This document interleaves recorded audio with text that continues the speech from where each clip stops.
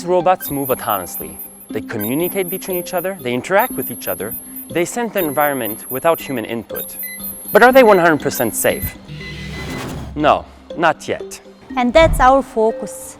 We want to make these systems safer for these robots, but also for self-driving cars, agricultural vehicles, ships, airplanes, and drones.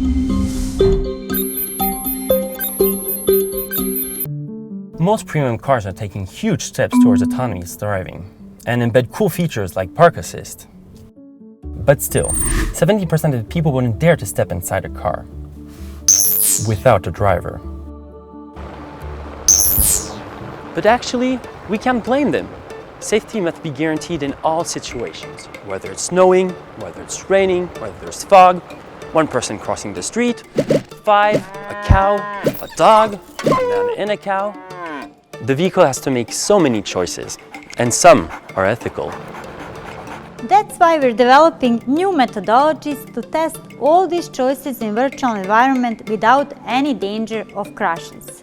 Also, we are developing a safe limp home mode because when an autonomous car breaks down, there is no one to call car assistance. But the biggest challenge is, without any doubt, machine learning. These vehicles will become smarter and smarter, and they will learn from the mistakes. But how will these intelligent machines react in the future? It's difficult to predict. All these young researchers are tackling these questions together with the industry, so autonomous systems will become much safer in the future.